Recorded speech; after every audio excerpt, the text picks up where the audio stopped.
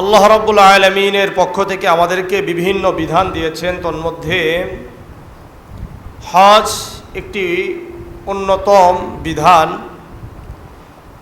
এই হজের লিসানুল আরব একটা অভিধান রয়েছে, লগাত আছে আরবিতে। হজের আবিধানিক অর্থ আল কসদু, ইচ্ছা পোষণ করা, আজ-জিয়ারাতু, সাক্ষাৎ করা, ভিজিট করা, পরিদর্শন করা, আল ইতিয়ানু, আসা। আর এর পারিভাষিক অর্থ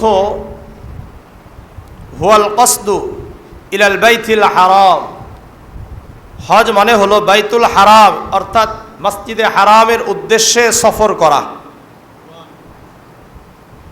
ফি ওয়াক্তিন ফি আওকাতিন মখসুসা, অর্থাৎ ফি ওয়াক্তিন মখসুস, নির্দিষ্ট সময়ে। হজের নির্দিষ্ট সময় রয়েছে। লিআদাইল মানাসিক, হজের যেই সমস্ত বিধান রয়েছে এই সমস্ত বিধান পালনার্থে ইচ্ছা পোষণ করা, যাওয়া, এর নামই হলো হজ। হজের গুরুত্ব বোঝানোর জন্য আল্লাহ রাব্বুল আলামিন সূরা আল ইমরানের ৯৭ নম্বর আয়াতে বলেন, ওয়ালিল্লাহি আলান নাসি হিজ্জুল বাইতি মান ইসতাতা ইলাইহি সাবিলা। যাদের সামর্থ্য রয়েছে তারা আল্লাহর উদ্দেশ্যে মসজিদে হারামের দিকে সফর করবে। ওয়ালিল্লাহি আলান নাসি হিজ্জুল বাইতি মান ইসতাতা ইলাইহি সাবিলা, নিজের ঘর থেকে কাবাতে যাওয়া আসার যদি কারো কাছে খরচ থাকে, সামর্থ্য থাকে, তাদের উপর হজ ফরজ। ওমান কাফারা ফাইন্নাল্লাহা গনিয়্যুন আনিল আলামিন, আর যারা এই হজকে অস্বীকার করবে, হজে যাবে না, এদের থেকে আল্লাহ তাআলা অমুকাফিক্কি। আল্লাহ তাআলার কোনো কি নাই, মুকাফিক্কিতা নাই যে আপনি আমার আপনার উপরে হজ ফরজ হয়েছে, আমরা গেলে লাভ কাদের? আমাদের। সুতরাং আল্লাহ তাআলা অমুকাফিক্কি। সূরাতুল বাকারার ১৯৬ নম্বর আয়াতে বলেন, ওয়াতিমুল হজ্জ ওয়াল উমরাতা লিল্লাহ, তোমরা হজ আর উমরা সম্পাদন করো। সূরাতুল হজের ২৭ নম্বর আয়াত আল্লাহ বলেন, ওয়াযিন ফিন নাসি বিল হজ্জি ইয়াতুকা রিজালান ওয়া আলা কুল্লি দামিরিন ইয়াতিনা মিন কুল্লি ফাজ্জিন আমিক। হযরত ইব্রাহিম আলাইহিস সালাতু ওয়াস সালামকে আল্লাহ আদেশ করলেন, হে ইব্রাহিম, তুমি এখন বাইতুল্লাহ, আল্লাহর ঘরকে নির্মাণ করেছো, কাবা নির্মাণ করেছো, এখন সারা বিশ্বের কাছে আপনি ঘোষণা করে দেন, হজে আসার জন্য আমি আল্লাহ প্রত্যেকের কানে পৌঁছায়া দিব। হজের জন্য হযরত ইব্রাহিম আলাইহিস সালাতু ওয়াস সালাম ঘোষণা করেছেন। আল্লাহ বলেন, ইয়াতিনা মিন কুল্লি ফাজ্জিন আমিক, তারা দূর দূরান্ত থেকে এই ঘরে আসবে। আজকে সারা বিশ্বের মানুষ কোথায় যায়? হজে যায়। ইসলামের ৫টি স্তম্ভের মধ্যে একটি স্তম্ভের নাম হলো হজ। সহিহ বুখারীর ৮ নম্বর হাদিস, আন আব্দুল্লাহ ইবনে উমর রাদিয়াল্লাহু তাআলা আনহু قال قال رسول الله صلى الله عليه وسلم بني الإسلام على 5 شهادة أن لا إله إلا الله وأن محمدا رسول الله وإقام الصلاة وإيتاء الزكاة والحج وصوم رمضان। আব্দুল্লাহ ইবনে উমর রাদিয়াল্লাহু তাআলা আনহু বর্ণনা করেন, আল্লাহর রাসূল সাল্লাল্লাহু আলাইহি ওয়াসাল্লাম বলেন, ইসলামের স্তম্ভ ৫টি। কয়টি? ১ নম্বর, শাহাদাতি আল্লা ইলাহা ইল্লাল্লাহ ওয়া আন্না মুহাম্মাদার রাসূলুল্লাহ, সাক্ষ্য প্রদান করা আল্লাহ ছাড়া কোনো ইলাহ নাই, মুহাম্মদ সাল্লাল্লাহু আলাইহি ওয়াসাল্লাম আল্লাহর রাসূল। ২ নম্বর, ওয়া ইকামিস সালাত, নামাজ আদায় করা, নামাজ কায়েম করা। ৩ নম্বর, ওয়া ইতাইজ যাকাত, যাকাত আদায় করা। ৪ নম্বর, ওয়াল হাজ্জি, হজ করা, যাদের উপর হজ ফরজ। আর ৫ নম্বর, ওয়া সাওমি রমাদান, রমাদানের রোজা রাখা। তাহলে ৫টি স্তম্ভের মধ্যে একটা স্তম্ভের নাম কি? হজ। সহিহ বুখারীর 7288 নম্বর হাদিস। عن أبي هريرة رضي الله تعالى عنه قال خطبنا رسول الله صلى الله عليه وسلم أيها الناس قد فرض الله عليكم الحج فحجوا। আবু হুরায়রা রাদিয়াল্লাহু তাআলা আনহু বর্ণনা করেন, আল্লাহর রাসূল সাল্লাল্লাহু আলাইহি ওয়াসাল্লাম বলেন, হে লোক সকল, আমাদের সবাইকে সম্বোধন করে আল্লাহর রাসূল বলেছেন, হে লোক সকল, قد فرض الله عليكم الحج, আল্লাহ রাব্বুল আলামিন তোমাদের উপর হজকে ফরজ করেছেন।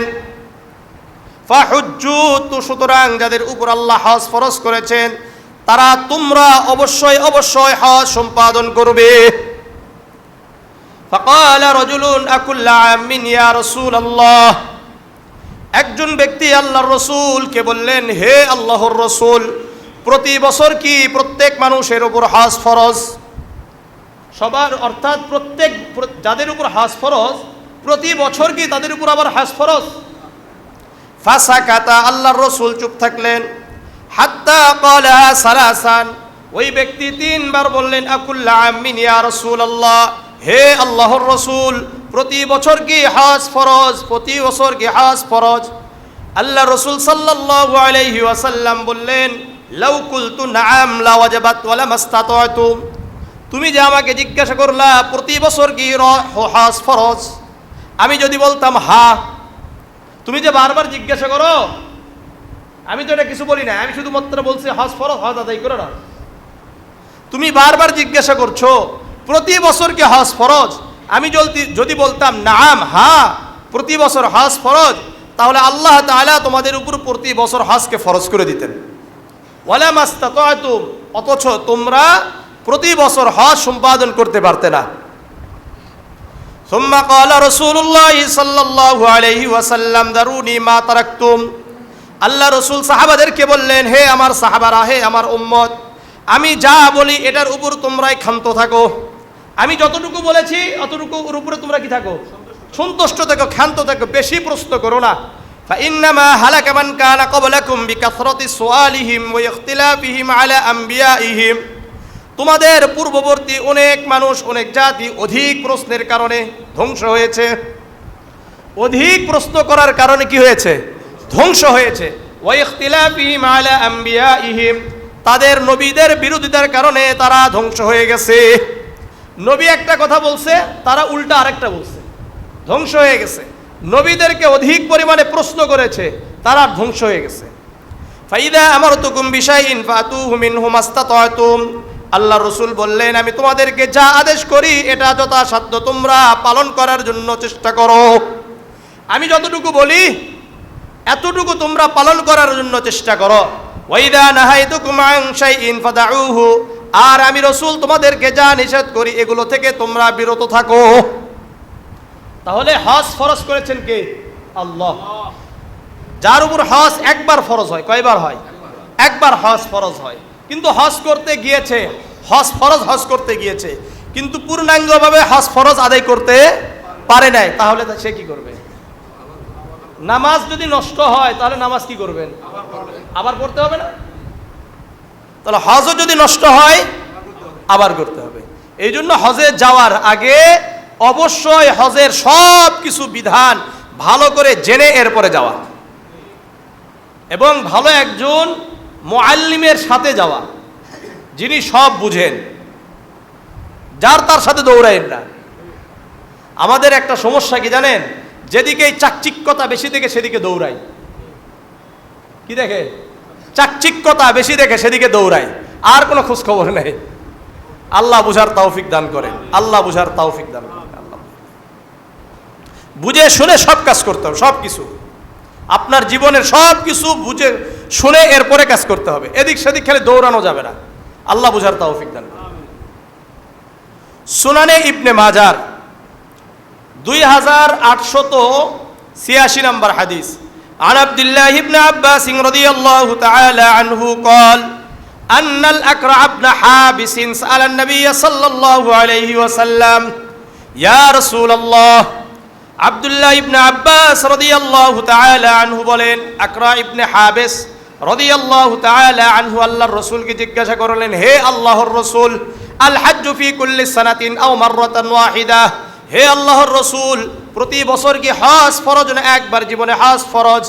আল্লাহর রাসূল বললেন, বাল মাররাতান ওয়াহিদা, জীবনে একবার হজ ফরজ হয়। কয়বার? একবার। ফামান ইসতাতাআ ফাতাতাউউন, আর যে ব্যক্তি একবার হজ আদায় করার পরে আবারও হজ করে, ওই ব্যক্তির জন্য পরবর্তী যেই হজগুলো করবে এগুলো নফল হয়ে যাবে। কি হবে? নফল। বুঝে আসছে? প্রথমবার যেটা হবে এটা কি হবে? ফরজ। এরপর থেকে যাদের উপর হজ ফরজ তাদের এগুলো নফল হয়ে যাবে। সুনানে আবি দাউদের 1732 নম্বর হাদিস। عن عبد الله بن عباس رضي الله تعالى عنه قال قال رسول الله صلى الله عليه وسلم من أراد الحج فليعجل। আব্দুল্লাহ ইবনে আব্বাস রাদিয়াল্লাহু তাআলা আনহু বর্ণনা করেন, আল্লাহ রাসূল সাল্লাল্লাহু আলাইহি ওয়াসাল্লাম বলেন, যে ব্যক্তির উপর হজ ফরজ আর ওই ব্যক্তি হজ করার ইচ্ছা পোষণ করলো, ওই ব্যক্তি যেন অনতি বিলম্বে হজ আদায় করে নাই। হজ ফরজ সঙ্গে সঙ্গে আপনাকে আমাকে প্রসেসিং শুরু করে দিতে হবে, দেরি করা যাবে না। সুনানে ইবনে মাজার 2883 নম্বর হাদিস। عن عبد الله بن عباس رضي الله تعالى عنه قال قال رسول الله صلى الله عليه وسلم من أراد الحج فليتعجل। আব্দুল্লাহ ইবনে আব্বাস রাদিয়াল্লাহু তাআলা আনহু বর্ণনা করেন, আল্লাহর রাসূল সাল্লাল্লাহু আলাইহি ওয়াসাল্লাম বলেন, যে ব্যক্তির উপর হজ ফরজ আর ওই ব্যক্তি হজ করার ইচ্ছা পোষণ করলো, সে যেন অনতি বিলম্বে হজ আদায় করে নেয়, তাড়াতাড়ি হজ আদায় করে নেয়। কেননা ফাইন্নাহু ক্বাদ ইয়ামরাসুল মারিজ, কেননা ওই ব্যক্তি অসুস্থ হয়ে যেতে পারে। আজকে আপনার আমার উপর হজ ফরজ হয়েছে, আমি সুস্থ আছি, আগামী বছরে আমি অসুস্থ হইতে পারি, তখন তো আমি আর হজ করতে যেতে পারবো না। আও তাদিল্লুদ্দাল্লাতু, আল্লাহ রাসূল বলেন, অথবা যে পাথিও রয়েছে এই পাথিও বিলুপ্ত হয়ে যেতে পারে। হজ ফরজ হয়েছে, টাকা পয়সা আছে, হঠাৎ কোনো বিপদের কারণে আপনার ওই টাকা পয়সা শেষ। আও তারিসুল হাজাতু, অথবা অপরিহার্য কোনো বিষয় সামনে চলে আসতে পারে। এমন একটা বিষয় সামনে চলে আসছে যে আপনার কাছে যে টাকা আছে এই টাকা ওখানে খরচ করতে হচ্ছে, অথবা এমন কোনো বিষয় আপনার সামনে চলে আসছে যে আপনি আর যেতে পারছেন না। যেমন ধরেন আপনার স্ত্রী এমন অসুস্থ যে আপনি তার কাছ থেকে এখন সরার সুযোগ নেই। আপনার সন্তান এমন অসুস্থ যে ভর্তি হয়ে আছে হাসপাতালে, এখন আপনি ইচ্ছা পোষণ করলেও আপনি কি করতে পারছেন না, যেতে পারছেন না। এই জন্য সুযোগে সদ্ব্যবহার করতে হবে। আল্লাহ তাআলা আমাকে আপনাকে যে সময় দিয়েছে এই সময়ের সদ্ব্যবহার করতে হবে। এই জন্য আল মুস্তাদরাক লিল হাকিম আলা সাহিহাইন একটা কিতাব আছে, এই কিতাবের 7846 নম্বর হাদিস। عن عبد الله بن عباس رضي الله تعالى عنه قال قال رسول الله صلى الله عليه وسلم لرجل وهو يعيد أخاه وهو يعيده اغتنم خمسا قبل خمسين। আব্দুল্লাহ ইবনে আব্বাস রাদিয়াল্লাহু তাআলা আনহু বর্ণনা করেন, আল্লাহর রাসূল সাল্লাল্লাহু আলাইহি ওয়াসাল্লাম একজন ব্যক্তিকে নসিহত করছিলেন, উপদেশ দিচ্ছিলেন, বলছিলেন, ইগতানিম খামসান ক্বাবলা খামসিন, পাঁচটি জিনিসের পূর্বে পাঁচটি জিনিসকে তোমরা মূল্যায়ন করো। কয়টি জিনিসের পূর্বে? পাঁচটা জিনিসের পূর্বে, পাঁচটি বস্তুর পূর্বে পাঁচটি বস্তুকে কি করতে হবে? মূল্যায়ন করতে হবে। 1 নম্বর, শাবাবাকা ক্বাবলা হারমিক, বার্ধক্যের পূর্বে যৌবনকে মূল্যায়ন করো। যৌবন অবস্থায়, যুবক অবস্থায় যা করতে পারি, বুড়ো হলে বৃদ্ধ হলে কি তা করতে পারবো? তা করা যাবে না। এই জন্য আল্লাহ রাসূল বলেন, শাবাবাকা ক্বাবলা হারমিক, বার্ধক্যের পূর্বেই যৌবনের মূল্যায়ন করো। ওয়াসিহাতাকা ক্বাবলা সাকমিক, অসুস্থতার পূর্বে সুস্থতাকে মূল্যায়ন করো। সুস্থ আছেন যেতে পারবেন, অসুস্থ হলে আর কাবাতে যেতে পারবেন না, সফর করতে পারবেন না। এই জন্য সুস্থ অবস্থায় টাকা পয়সা আছে, হজ করে নেন, দেরি করা যাবে না। এটাই রাসূল ওখানে বলেছেন, ওয়াতাদিল্লুদ্দাল্লাতু ওয়াতারিসুল হাজাতু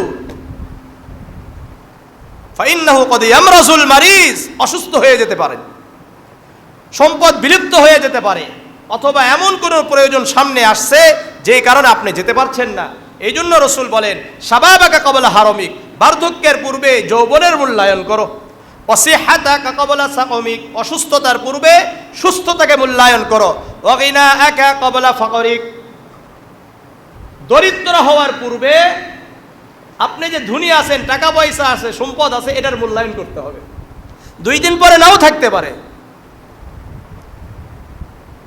বুঝা আসছে? ওয়াফারাগাকা ক্বাবলা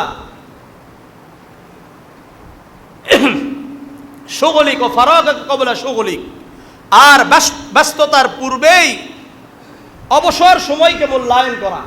আজকে আপনি অবসর আছেন, 2 রাকাত বেশি নামাজ পড়তে পারবেন, 2 রাকাত বেশি পড়ে নেন। আগামীতে সেই সময় আপনি নাও পাইতে পারেন, আমি নাও পাইতে পারি। এই জন্য অবসর সময়কে মূল্যায়ন করা। ও হায়াতাকা ক্বাবলা মাউতিক, মৃত্যুর পূর্বের সময়কে মূল্যায়ন করেন। আজকে জীবিত আছেন, আপনি 2 রাকাত সালাত আদায় করতে পারবেন, জিকির করতে পারবেন।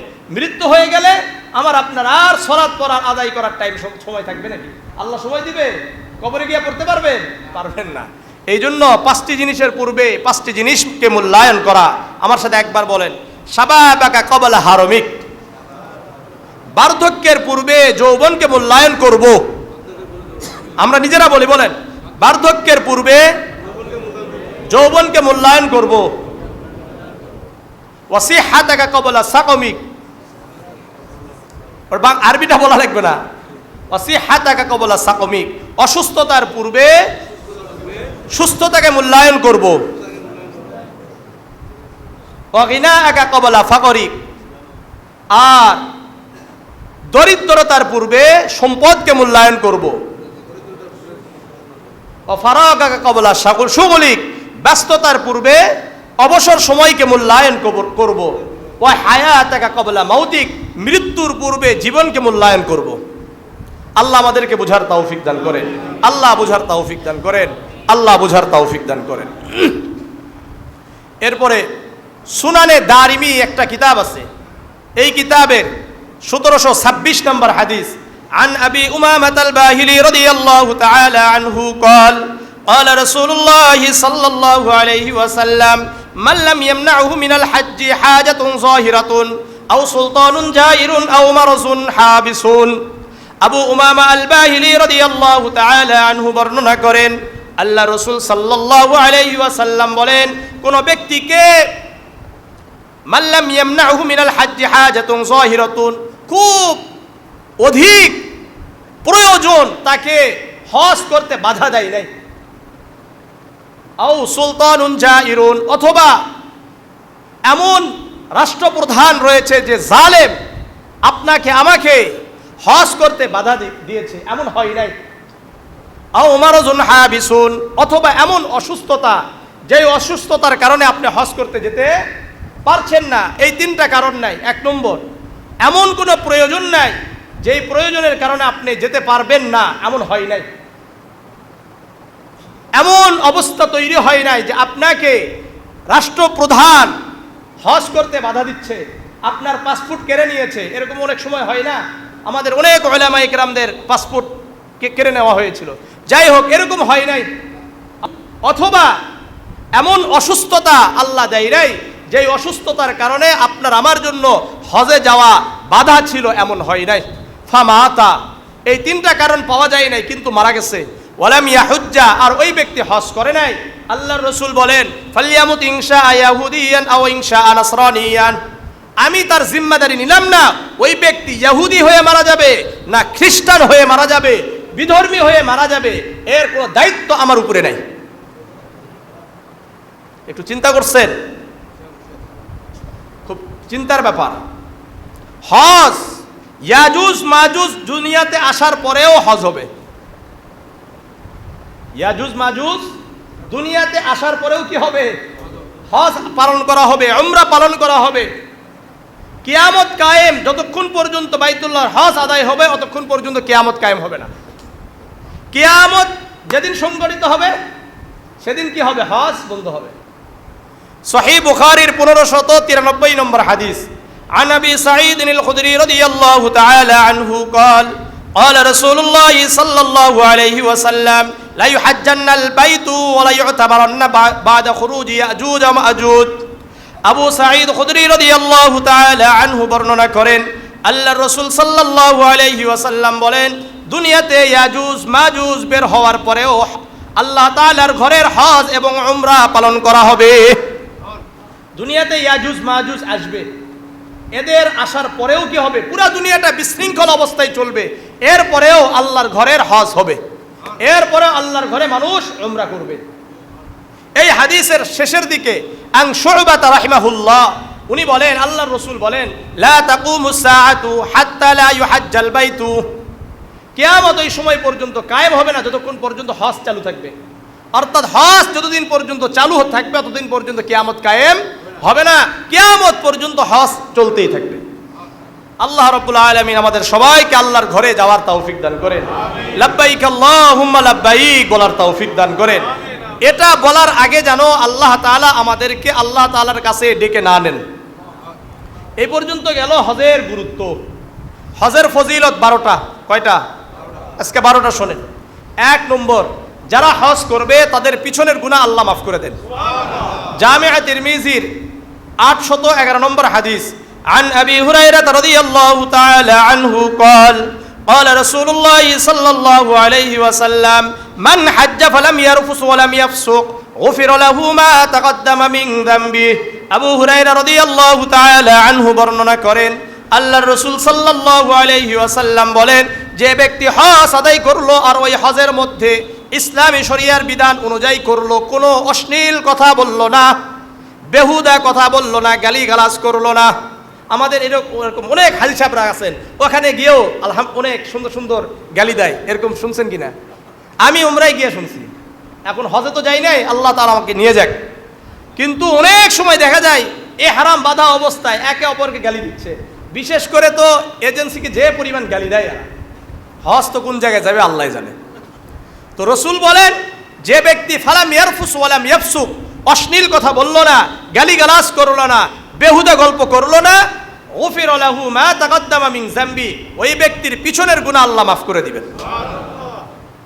দ্বিতীয় নাম্বার, যারা হজ করে হজ শেষ হয়ে গেল, সে যেন আজকে তার মায়ের পেট থেকে বের হলো, একেবারে দুধের শিশুর মতো নিষ্পাপ হয়ে যায়। সহিহ বুখারীর 1521 নম্বর হাদিস, عن أبي هريرة رضي الله تعالى عنه قال قال رسول الله صلى الله عليه وسلم من حج لله فلم يرفث ولم يفسق رجع كيوم ولدته أمه। আবু হুরায়রা রাদিয়াল্লাহু তাআলা আনহু বর্ণনা করেন, আল্লাহর রাসূল সাল্লাল্লাহু আলাইহি ওয়াসাল্লাম বলেন, যে ব্যক্তি আল্লাহর জন্য হজ করলো, ওই হজের মধ্যে বেহুদা কথা বলল না, অশ্লীল কথা বলল না, ঠিক মতো হজ আদায় করলো, রাজা কায়াউমিন ওয়ালাদাতহু উম্মুহু, ওই ব্যক্তি যেন ওই দিনে তার মায়ের পেট থেকে বের হলো, একেবারে নিষ্পাপ হয়ে আসে। 3 নম্বর, যারা হজ আদায় করে তাদেরকে আল্লাহ তাআলা জান্নাত দান করবেন। সহিহ বুখারীর 1773 নম্বর হাদিস, عن أبي هريرة رضي الله تعالى عنه قال قال رسول الله صلى الله عليه وسلم العمرة إلى العمرة كفارة لما بينهما। এক উমরা থেকে আরেক উমরা পর্যন্ত সময়ের জন্য কাফারা হয়ে যায়। আপনি মনে করলেন এই সময় চলছে, এখন আপনি উমরা করে আসলেন, আবার কিছুদিন পরে 6 মাস 1 বছর পরে আবার উমরা করেছেন, এর মাঝে যেই গুনাহ হয়েছে আল্লাহ এটা ক্ষমা করে দিবেন। ওয়াল হাজ্জুল মাবরুর লাইসা লাহু জাযাউন ইল্লাল জান্নাহ, আর যে ব্যক্তি হজ্জে মাবরুর করবে ওই ব্যক্তির জন্য 1 নম্বর বিনিময় হলো জান্নাত। জান্নাত ছাড়া আর কোনো বিনিময় নাই।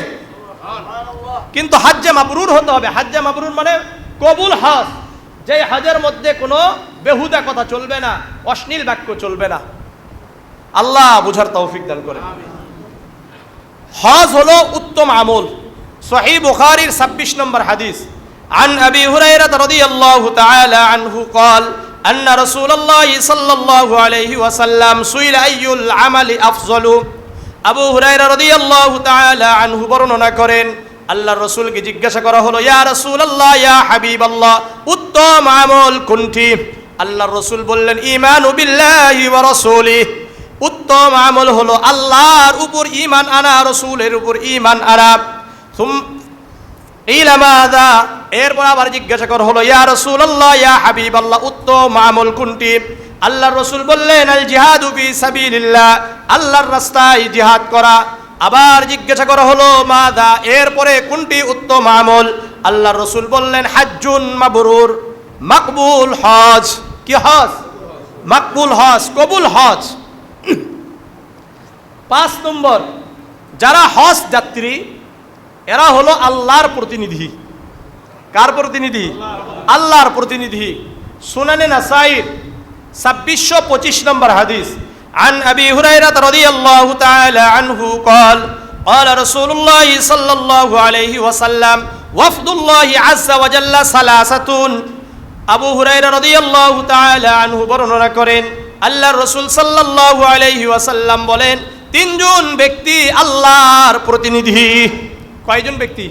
3 জন ব্যক্তি আল্লাহর প্রতিনিধি। আল গাজী ফি সাবিলিল্লাহ, 1 নম্বর, যে আল্লাহর রাস্তায় জিহাদ করে ওই ব্যক্তি আল্লাহর প্রতিনিধি। 2 নম্বর, ওয়াল হাজ্জু, যে হজ করার জন্য যায় ওই ব্যক্তিও আল্লাহর প্রতিনিধি।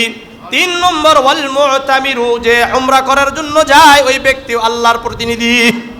এই জন্য হজ উমরা যাদের উপর হজ ফরজ হয় নাই কিন্তু 1 লাখ টাকা 1,20,000 টাকা আছে, এরকম সামর্থ্য আছে, বসে না রেখে, জুমা করে না রেখে উমরা পালন করে। কি করতে হবে? উমরা পালন করে। যারা হজ এবং উমরা করতে যায় আল্লাহ তাআলার কাছে যা চায় আল্লাহ তাআলা তাই দান করেন। আল্লাহর কাছে যেই দোয়া করে আল্লাহ তাআলা সেই দোয়া কবুল করেন। সুনানে ইবনে মাজার 2893 নম্বর হাদিস, عن عبد الله بن عمر رضي الله تعالى عنه قال قال رسول الله صلى الله عليه وسلم الغازي في سبيل الله والحاج والمعتمر وفد الله। আব্দুল্লাহ ইবনে উমর রাদিয়াল্লাহু তাআলা আনহু বর্ণনা করেন, আল্লাহর রাসূল সাল্লাল্লাহু আলাইহি ওয়াসাল্লাম বলেন, যে ব্যক্তি আল্লাহর রাস্তায় জিহাদ করে, যেই ব্যক্তি হজ করার উদ্দেশ্যে বাইতুল্লাহ সফর করে, যেই ব্যক্তি উমরা করার জন্য বাইতুল্লাহ সফর করে, এই 3 জন ব্যক্তি আল্লাহর প্রতিনিধি। ফাদাউহু ফাআজাবাহুম, এই 3 জন ব্যক্তি আল্লাহর কাছে যেই দোয়া করে আল্লাহ ওই দোয়া কবুল করে নেন। ওয়াসালুহু ফাআতাহুম, তারা যা চায় আল্লাহর কাছে আল্লাহ তা দান করেন। হজ করতে গেছেন, আল্লাহর কাছে দোয়া করছেন, আল্লাহ তাআলা আপনাকে দিবে। কারোর জন্য আপনি চেয়েছেন, আল্লাহ এটাও দিবে। হজ, উমরা এবং গাজী ফি সাবিলিল্লাহ, আল্লাহর রাস্তায় জিহাদ। সুতরাং যাবেন তো ইনশাআল্লাহ? 7 নম্বর, যারা হজ আর উমরা করে এদের গুনাহ আল্লাহ তাআলা মিটিয়ে দেন, এদের দরিদ্রতাকে আল্লাহ তাআলা দূর করে দেন, এদেরকে আল্লাহ তাআলা ধনী বানিয়ে দেন। সুনানে নাসাঈর 2631 নম্বর হাদিস, عن عبد الله بن مسعود رضي الله تعالى عنه قال قال رسول الله صلى الله عليه وسلم تابعوا بين الحج والعمرة فإنهما ينفيان الفقر والذنوب। আব্দুল্লাহ ইবনে মাসউদ রাদিয়াল্লাহু তাআলা আনহু বর্ণনা করেন, আল্লাহর রাসূল সাল্লাল্লাহু আলাইহি ওয়াসাল্লাম বলেন, তোমরা হজ আর উমরা আদায় করো, ফাইন্নাহুমা ইয়ানফিয়ানিল ফাকর ওয়াজ যুনুব, কেননা হজ আর উমরা আদায় করার কারণে আল্লাহ রাব্বুল আলামিন এই হজ আর উমরার কারণে তোমাদের দরিদ্রতাকে মিটিয়ে দিবেন। দরিদ্র যারা মনে করেন যে দরিদ্র হবেন না, বরং কি করবে? আল্লাহ ধনী বানায়া দিবেন। ওয়াজ যুনুব, আর গুনাহকে আল্লাহ রাব্বুল আলামিন মিটিয়ে দিবেন। আল্লাহ রাসূল উদাহরণ দিয়েছেন, কামা ইয়ানফিল কিরু খুবসাল হাদা হাদিদি ওয়াজ যাহাবি ওয়াল ফিজ্জা। আল্লাহর রাসূল বলেন, যেমন কামারের হাফর আছে না, হাফর, এই হাফরটা কি করে? যখন টানাটানি করে ওই সময় লোহার মরিচিকা দূর হয়ে যায়, স্বর্ণের মরিচিকা দূর হয়ে যায়, ময়লা দূর হয়ে যায়, রূপার মরিচা দূর হয়ে যায়, এরপরে ময়লা দূর হয়ে যায়। ঠিক তেমনি ভাবে আল্লাহ রাব্বুল আলামিন যারা হজ করবে, উমরা আদায় করবে, এদের গুনাহগুলো আল্লাহ মিটিয়ে দিবেন, এদের দরিদ্রতাকে আল্লাহ তাআলা মিটিয়ে দিবেন। ওয়ালাইসা লিল হাজ্জাতিল মাবরুরাতি সাওয়াবুন ইল্লাল জান্নাহ। আবার আল্লাহর রাসূল এই হাদিসের শেষে বলেন, হজ্জে মাবরুরের জন্য আল্লাহ রাব্বুল আলামিন জান্নাত দান করবেন। 8 নম্বর, হজ করার কারণে পিছনের যত গুনাহ থাকবে আল্লাহ তাআলা ধ্বংস করে দেয়।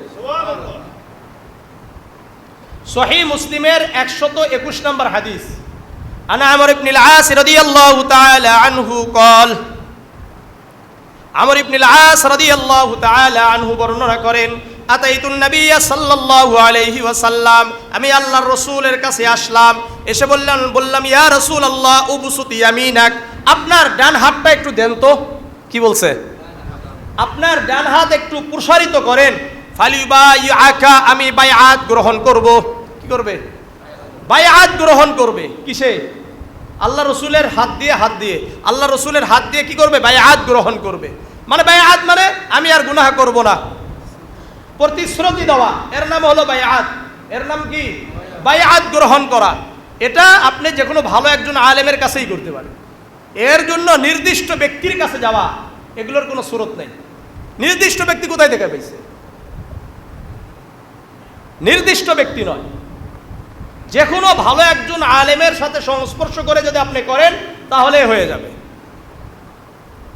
আল উলামা ওয়ারাসাতুল আম্বিয়া, আম্বিয়া আলাইহিস সালাতু ওয়াস সালামের উত্তরসূরি কারা? উলামায়ে কেরাম। সুতরাং উলামায়ে কেরাম হতে হবে, আলেম হতে হবে। কথা বুঝে আসছে? আবার মহিলাদেরকে আবার হাতে হাত বায়আত করেন না। কথা বুঝেন না? আল্লাহ বুঝার তৌফিক দান করেন। এগুলো হলো ভণ্ডামি। এগুলো কি? ভণ্ডামি। রসুল করেন নাই, আপনি কোথায় থেকে পাইলেন? আল্লাহ বুঝার তৌফিক দান করেন। এখন আল্লাহর রসুল তখন যখন উনি বললেন যে হাত দেন, আমি বায়আত গ্রহণ করব, ফাবাসাত ইয়ামিনাহু, আল্লাহর রসুল হাত বাড়িয়ে দিলেন। আমর ইবনে আল-আস রাদিয়াল্লাহু তাআলা আনহু বলেন কাবাস্তু ইয়াদি, আমি আমার হাতকে গুটিয়ে নিলাম। আল্লাহ রসুল বললেন মা লাকা ইয়া আমর, হে আমর তোমার কি হলো?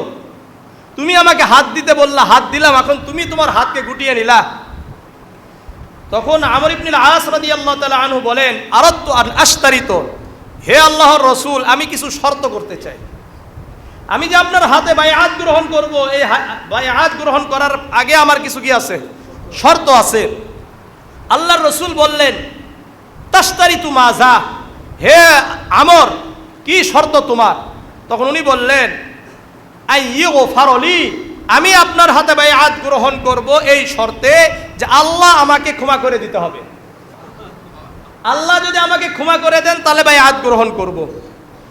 তখন রাসূলুল্লাহ সাল্লাল্লাহু আলাইহি সাল্লাম বললেন আমা আলিমতা ইয়া আমর, হে আমর তুমি কি জানো না আন্নাল ইসলাম ইয়াহদিউ মা কানা ক্বাবলাহু, ইসলাম গ্রহণ করার পূর্বের যত গুনাহ তাকে আল্লাহ ক্ষমা করে দেন। পূর্বে ইসলাম গ্রহণ করার সঙ্গে সঙ্গে, এই জন্য আমার হিন্দু ভাইদের, বিধর্মীদের একটা বিশাল সুযোগ, তারা জীবনে যত গুনাহ করছে আজকে যদি শুধুমাত্র তার একেবারে অন্তরের অন্তঃস্থল থেকে বলে আশহাদু আল্লা ইলাহা ইল্লাল্লাহ ওয়াহদাহু লা শারীকা লাহ ওয়া আশহাদু আন্না মুহাম্মাদান আবদুহু ওয়া রাসূলুহু, এটা যদি কোনো বিধর্মী বলতে পারে অন্তরের অন্তঃস্থল থেকে, তার জীবনে যত গুনাহ করছে আল্লাহ ক্ষমা করে দিবেন। বুঝে আসছে? ওয়ান্নাল হিজরাত তাহদিউ মা কানা ক্বাবলাহা, হে আমর তুমি কি জানো না হিজরত করার পূর্বে, হিজরত করার আগে যত গুনাহ থাকে হিজরত করার কারণে আল্লাহ তাআলা ওই আগের সব গুনাহগুলো ক্ষমা করে দেন। ওয়ান্নাল হাজ্জা ইয়াহদিউ মা কানা ক্বাবলাহু, আবার আল্লাহর রাসূল সাল্লাল্লাহু আলাইহি ওয়াসাল্লাম বলেন হে আমর তুমি কি জানো না যে ব্যক্তি হজ করলো, এই হজ করার কারণে তার পূর্বের সকল গুনাহ আল্লাহ ধ্বংস করে দেন। তাহলে কয়টা জিনিস করলে আল্লাহ তাআলা পিছনের সকল গুনাহকে ধ্বংস করে দিবেন? এক নম্বর ইসলাম গ্রহণ করার কারণে, দুই নম্বর লিআলাই কালিমাতিল্লাহ, আল্লাহ তাআলার কালেমাকে পুরা দুনিয়াতে ছড়িয়ে দেওয়ার জন্য এক জায়গা থেকে আরেক জায়গায় হিজরত করে, আর তিন নম্বর হজ করতে যায় আল্লাহ তাআলা তাদের পিছনের গুনাহগুলো ক্ষমা করে দেন। আল্লাহ পিছনের গুনাহগুলো কি করে দেন? ক্ষমা করে দেন। ৯ নম্বর, যারা হজ করতে যাবে আল্লাহ তাআলা তাদেরকে জাহান্নাম থেকে মুক্তি দিয়ে দিবেন। সহিহ মুসলিমের 1348 নম্বর হাদিস, আন আয়েশা রাদিয়াল্লাহু তাআলা আনহা قالت قال رسول الله صلى الله عليه وسلم ما من يوم أكثر من أن يعتق الله فيه عبدا من النار من يوم عرفة। আয়েশা রাদিয়াল্লাহু তাআলা আনহা বর্ণনা করেন আল্লাহর রাসূল সাল্লাল্লাহু আলাইহি ওয়াসাল্লাম বলেন আরাফার দিনে আল্লাহ রাব্বুল আলামিন যেই পরিমাণ মানুষদেরকে জাহান্নাম থেকে মুক্তি দিয়ে দেন, অন্য কোনো দিন এত মানুষকে জাহান্নাম থেকে মুক্তি দেন না। এই জন্য আরাফার ময়দান কোথায়? মক্কায়। এই দিন আল্লাহ তাআলা জাহান্নাম থেকে মুক্তি দিয়ে দেন। ওয়া ইন্নাহু লায়াদনু সুম্মা ইউবাহি বিহিমুল মালাইকাতা, আর আল্লাহ রাব্বুল আলামিন কাছাকাছি আসেন আরাফার দিনে এবং ফেরেশতাদের সাথে যারা হজ করে তাদেরকে নিয়ে গর্ব করে। এই জন্য আমাদেরকে নিয়ে আল্লাহ তাআলা গর্ব করুক, এটা চান কি চান না? এই জন্য আমি আপনাদের কাছে বলবো, যাদেরকে আল্লাহ রাব্বুল আলামিন সম্পদ দিয়েছেন আর দেরি করেন না। কখন অসুস্থ হয়ে যাবেন, কখন আপনার প্রয়োজন চলে আসবে, তখন কিন্তু আর যেতে পারবেন না। এই জন্য অসুস্থ হওয়ার পূর্বে, বড় বড় প্রয়োজন আসার পূর্বে ইনশাআল্লাহ আমরা হজ করার জন্য চেষ্টা করি। আল্লাহ আমাদেরকে বুঝার তৌফিক দান করেন। 10 নম্বর, হাজী সাহেবরা যখন তালবিয়া পড়ে অর্থাৎ ইহরাম বাঁধার পরে লাব্বাইক আল্লাহুম্মা লাব্বাইক লাব্বাইক লা শারীকা লাক লাব্বাইক ইন্নাল হামদা ওয়ান নি'মাতা লাকা ওয়াল মুলকু লা শারীকা লাক, এই যে তালবিয়া, যখন একজন মুসলমান তালবিয়া পড়া শুরু করে, পুরা দুনিয়ার যত উদ্ভিদ রয়েছে সকল জিনিস তার সাথে তালবিয়া পড়া শুরু করে দেয়। জামিআ তিরমিজির 828 নম্বর হাদিস, আন সা'দ ইবনে সা'দ রাদিয়াল্লাহু তাআলা আনহু قال قال رسول الله صلى الله عليه وسلم ما من مسلم يلبي الا لباه من عن يمينه او عن شماله من حجر او شجر او مدر حتى تنقطع الارض من ها هنا وها هنا। সাহাল ইবনে সা'দ রাদিয়াল্লাহু তাআলা আনহু বর্ণনা করেন, আল্লাহর রাসূল সাল্লাল্লাহু আলাইহি ওয়াসাল্লাম বলেন, কোন মুসলমান যখন ইহরাম বাঁধার পরে বলে লাব্বাইক আল্লাহুম্মা লাব্বাইক, তার ডান এবং বাম দিকের যত বৃক্ষরাজি রয়েছে, যত উদ্ভিদ রয়েছে, যত জমিন রয়েছে, হাত্তা তানকাতিয়াল আরদু মিন হা হুনা ওয়া হা হুনা, পুরা দুনিয়ার এই প্রান্ত থেকে অপর প্রান্ত পর্যন্ত লাব্বাইক আল্লাহুম্মা লাব্বাইক বলা শুরু করে দেয়। এই জন্য আমি যদি হজ করার জন্য, উমরা করার জন্য তালবিয়া শুরু করি, আমার আপনার সাথে পুরা দুনিয়া তালবিয়া পড়া শুরু করে দেয়। 11 নম্বর, যারা হজ করতে গিয়ে মারা যাবেন ওখানে, তাদেরকে আল্লাহ রাব্বুল আলামিন কিয়ামতের ময়দানে তালবিয়া পাঠরত অবস্থায় উঠাবেন। কথা বুঝে আসছে? মানে আপনি হজ করতে গেছেন, মারা গেছেন, কিয়ামতের ময়দানে যখন উঠবেন তখন আপনি কি বলবেন? লাব্বাইক আল্লাহুম্মা লাব্বাইক। আপনি যদি এটা পড়তে পড়তে উঠেন, আপনার কি চিন্তা আছে নাকি? কোনো চিন্তা থাকবে না। বুঝে আসছে? সহিহ বুখারীর 1266 নম্বর হাদিস এটা। আন আব্দুল্লাহ ইবনে আব্বাস রাদিয়াল্লাহু তাআলা আনহু قال بينما رجل واقف مع رسول الله صلى الله عليه وسلم بعرفة। আব্দুল্লাহ ইবনে আব্বাস রাদিয়াল্লাহু তাআলা আনহু বর্ণনা করেন, একজন ব্যক্তি আরাফার ময়দানে আল্লাহর রাসূলের পাশে তার সোয়ারির উপর সোয়ারত অবস্থায় ছিলেন, তার উটের উপর ছিলেন অথবা ঘোড়ার উপর ছিলেন। বুঝে আসছে? ইদ ওয়াকা মিন রাহিলাতিহি, হঠাৎ তার ওই উট থেকে অথবা ঘোড়া থেকে পড়ে গেলেন। ফাকসাআতহু, পরে সে মারা গেছে। পরে কি হয়ে গেছে? মারা গেছে। এখন আল্লাহর রাসূল বললেন, ইগসিলুহু বিমাইন ওয়া সিদরিন, এই ব্যক্তিকে তোমরা বড়ই পাতা সহ পানি দিয়ে ধৌত করো। ওয়াকাফিনুহু ফি সাওবাইন, আর এই ব্যক্তিকে 2 কাপড়ের মধ্যে কি করো? কাফন করো। আমাদের জন্য কয় কাপড় লাগে? 3 কাপড় না, কিন্তু আল্লাহ রাসূল কি বললেন? 2 কাপড়। ইহরাম কয়টা কাপড়? 2 কাপড়। এই ইহরামের যেই কাপড়, এই কাপড়ে কি করো? কাফন করো। ওয়ালা তুহান্নিতুহু, কিন্তু তাকে তোমরা কি করো না? সুগন্ধি তার শরীরে লাগাও না। আপনাদেরকে বলি, যারা ইহরাম বাঁধেন, ইহরামে আতর ব্যবহার করা জায়েজ আছে? আতর ব্যবহার করা নিষেধ না? নিষেধ। এটাই রাসূল বলছেন। দেখেন, মারা গেছে, রাসূল বলছেন ওয়ালা তুহান্নিতুহু, তোমরা তাকে আতর লাগাইও না, সুগন্ধি ব্যবহার করো না তার জন্য। ওয়ালা তুখাম্মিরু রাসাহু, আর তার মাথাকে ঢেকে দিও না। মাথাও কি করা হবে না? ঢাকা যাবে না। কারণ আপনারা কি মাথা ঢাকেন নাকি? মাথা তো ঢাকেন না। যারা ইহরাম বাঁধে তাদের মাথা ঢাকা যাবে? ঢাকা যাবে না। কেন? ফাইন্নাল্লাহা ইয়াবআসুহু ইয়াউমাল কিয়ামাতি মুলাব্বিয়ান, কেননা আল্লাহ রাব্বুল আলামিন ওই ব্যক্তিকে কিয়ামতের ময়দানে তালবিয়া পাঠরত অবস্থায় উঠাবেন। অর্থাৎ লাব্বাইক আল্লাহুম্মা লাব্বাইক বলতে বলতে উঠে যাবে।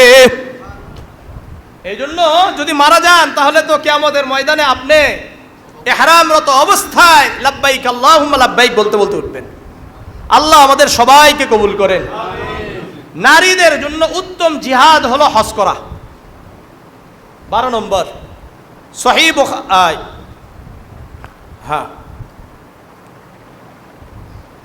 সহিহ বুখারীর 1520 নম্বর হাদিস, আনা আয়েশা রাদিয়াল্লাহু তাআলা আনহা ক্বালাত, উনি বললেন, ইয়া রাসূলুল্লাহ ইয়া হাবিবাল্লাহ, নারল জিহাদ আফজালুল আমাল, আমরা তো জানি যে জিহাদ করা উত্তম আমল, আফালা নুজাহিদু, আমরা কি জিহাদে যাব না?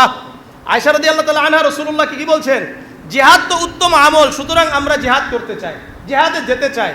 আল্লাহর রাসূল বললেন, ওয়ালাকিন্না আফসালাল জিহাদি হাজ্জুন মাবরুর, কিন্তু নারীদের জন্য উত্তম জিহাদ হলো হজ করা। উত্তম জিহাদ কি? হজ করা। সুতরাং আল্লাহ রাব্বুল আলামিন আমাদের সবাইকে সুস্থ অবস্থায় হজে যাওয়ার তৌফিক দান করেন, উমরায় যাওয়ার তৌফিক দান করেন। এই জন্য আমি আপনাদের কাছে একটা অনুরোধ করব, যাদের উপর হজ ফরজ তারা তো হজে এখনই চলে যাবেন। যাদের উপর হজ ফরজ হয় না, ওই পরিমাণ সম্পদ নাই, কিন্তু 1 লাখ 1.5 লাখ টাকা আপনার কাছে আছে, আপনি আর দেরি করেন না, কমপক্ষে উমরাটা করে আসেন, আল্লাহর ঘরটা স্পর্শ করে আসেন, হাজরে আসওয়াদটাকে চেষ্টা করে চুম্বন করে আসার জন্য চেষ্টা করেন, আল্লাহর রাসূলের রওজা মুবারকে গিয়ে ইয়া রাসূল, অর্থাৎ আসসালামু আলাইকা ইয়া রাসূলুল্লাহ বলে আসার জন্য চেষ্টা করা যাবে তো ইনশাআল্লাহ। তো বাইতুল্লাহ কার ঘর? আল্লাহর ঘর। এগুলোর একটা শাখা, এর নাম কি? মসজিদ। আল মসজিদু বাইতুল্লাহ, আল মসজিদু বুয়ুতুল্লাহ। মসজিদগুলো কার ঘর? আল্লাহর ঘর। যেমন কাবা আল্লাহর ঘর, ঠিক তেমনি ভাবে এই মসজিদগুলো কার ঘর? আল্লাহর ঘর। সুতরাং আমরা যাইতে পারছি না, কমপক্ষে সর্বদা এই মসজিদগুলোর সাথে আমাদের সম্পৃক্ততা থাকা দরকার, তাই না? এই জন্য রাসূল বলেন, মান বানা বাইতান মান বানা মসজিদান বানাল্লাহু লাহু বাইতান ফিল জান্নাহ, যে ব্যক্তি দুনিয়াতে আল্লাহর একটা ঘর নির্মাণ করে দিল, জায়গা দান করলো, অথবা ঘর নির্মাণের জন্য সহযোগিতা করলো, আল্লাহ তাআলা কিয়ামতের দিন তাদের জন্য জান্নাতে একটা করে বালাখানা তৈরি করে দিবে। এই জন্য কারা কারা চান যে জান্নাতে আমাদের জন্য আল্লাহ তাআলা বালাখানা তৈরি করে দিক? সবাই চান তো ইনশাআল্লাহ। আর আরেকটা কথা মনে রাখবেন, সদকায়ে জারিয়া যেগুলো, সবচাইতে উত্তম সদকায়ে জারিয়া হলো মসজিদ নির্মাণ করা, যেখানে কোনো প্রশ্ন থাকে না, যেখানে কোনো প্রশ্ন থাকে না, এটা হলো আল্লাহর ঘর। এটা কার ঘর? আল্লাহর ঘর। সহিহ মুসলিমের 4115 নম্বর একটা হাদিস আছে, আবু হুরায়রা রাদিয়াল্লাহু তাআলা আনহু থেকে বর্ণিত, রাসূলুল্লাহ বলেন, ইযা মাতাল ইনসানু ইনকিতু আনহু আমালুহু ইল্লা মিন সালাসাতিন, যখন মানুষ মারা যায় তার সকল আমল বন্ধ হয়ে যায়। সকল আমল কি হয়ে যায়? বন্ধ হয়ে যায়। শুধুমাত্র 3টা আমল বাকি থাকে। কয়টা আমল? 1 নম্বর সদকায়ে জারিয়া। 1 নম্বর কি? সদকায়ে জারিয়া। একটু সাইড দেন। সদকায়ে জারিয়া। 2 নম্বর আও ইলমান ইনতাফাউ বিহি, উপকারী জ্ঞান। আর 3 নম্বর ওয়ালাদিন সালিহিন ইয়াদউ লাহু, নেককার সন্তান। এই 3টা আমল আমার আপনার সর্বদা কি থাকবে? জারি থাকবে। তাহলে সদকায়ে জারিয়া আমার আপনার থাক, আপনি আমি দুনিয়া থেকে চলে যাওয়ার পরে আমার আপনার সন্তান আমার আপনার জন্য দান করবে কি দান করবে না, এর কোনো গ্যারান্টি নাই। কিন্তু আমি আপনি যদি নিজের জন্য দিয়ে যায়, এটা কিয়ামত পর্যন্ত থাকবে কি থাকবে না? কারা কারা চান যে আমার আপনার আমলটা কিয়ামত পর্যন্ত এটা জারি থাক? চান তো ইনশাআল্লাহ।